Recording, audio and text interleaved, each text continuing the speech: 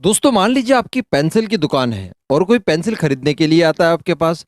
तो उससे आप पहले पेंसिल के लिए मना लीजिए और जब वो पेंसिल पूरी तरह से खरीदने के लिए तैयार हो जाए तो फिर उससे कहिए भाई आप इरेजर भी खरीद लीजिए और शार्पनर भी खरीद लीजिए। पेंसिल को शार्प करने के लिए आपको शार्पनर चाहिए होगा और अगर आपने कुछ ड्राइंग करते वक्त या फिर कुछ लिखते वक्त अगर गलती कर दी तो आपको उसको इरेज करने के लिए इरेजर की भी जरूरत पड़ेगी।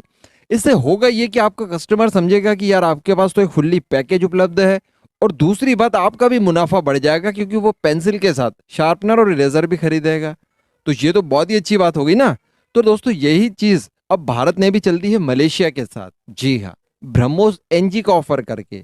एक्चुअली आप सभी लोग जानते होंगे कि कुछ 18 की संख्या में मलेशिया को चाहिए लाइट कॉम्पैक्ट एयरक्राफ्ट, जिसके लिए हमारा तेजस रेस में सबसे आगे है। लेकिन दोस्तों बीच में कुछ खबरें निकल कर आई थी, मैंने भी आपको बताया था कि मलेशिया के स्टैंडर्ड को जीतने के लिए चाइना ने अपने जेफ-17 की कीमतें 30% तक कम करके ऑफर की है। वैसे मैं आपको बता दूं कि इस टेंडर में ऑफिशियली कहीं भी नाम जेफ-17 का नहीं आया, लेकिन फिर भी चाइना ने इसके 30% कीमतें कम करके ऑफर कर दिया है। ऐसी परिस्थिति में यहाँ पर तेजस के लिए कोई ना कोई दिक्कत जरूर खड़ी हो सकती थी, क्योंकि आप जानते हैं कि मलेशिया भी जो है वो एक लोअर इनकम वाला देश है, जीडीपी उतनी ज्यादा हाई प्रोफाइल है नहीं।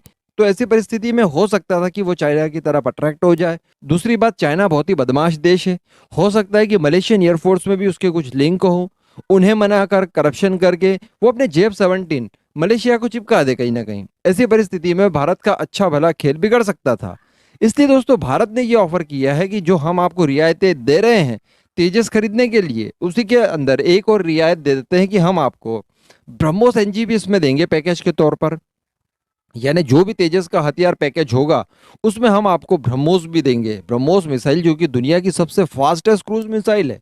तो ऐसी परिस्थिति में ब्रह्मोस को लेकर किसी के भी पसीने छूट सकते हैं, किसी के भी मुंह में लार आ ही सकती है।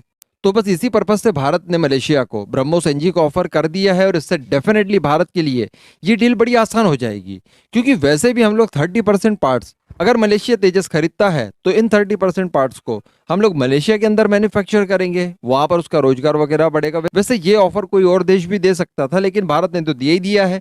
सबसे बड़ी बात, मलेशिया दुनिया का सबसे बड़ा पाम ऑयल का विक्रेता है और भारत क्रेता है यानी खरीदने वाला। तो यहाँ पर भारत ने कह दिया है कि भैया 50% हमको जो कीमत होगी इसकी तेजस की वो आप हमें किसी भी माध्यम से लेकिन पैसों में दीजिए और 50% जो है वो पाम ऑयल दे दीजिए। और साथ ही ये वाला ऑफर जिसमें हमने कहा है कि ब्रह्मोस एनजी जो कि एक लाइट वेट की मिसाइल होगी ब्रह्मोस की, जिसे कि आप SU-30 की तरह तेजस से भी लॉन्च कर पाएंगे, तो वो भी आपको मिल जाएगी। तो वारे न्यारे ही हो जाएंगे, तेजस की यहाँ पर वैल्यू भी बढ़ गई और हमारी दोनों चीजें सेल हो जाएंगी।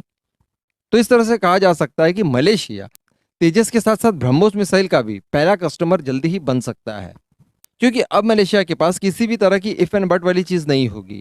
भाई ब्रह्मोस मिसाइल अगर आप हथियारों की पैकेज में दे रहे हो तो इसके अल्टर के तौर पर दुनिया का कोई भी देश आपको इतना अच्छा ऑफर नहीं दे सकता, क्योंकि ब्रह्मोस मिसाइल से ज्यादा ताकतवर मिसाइल कोई मौजूद है ही नहीं उस कैटेगरी में।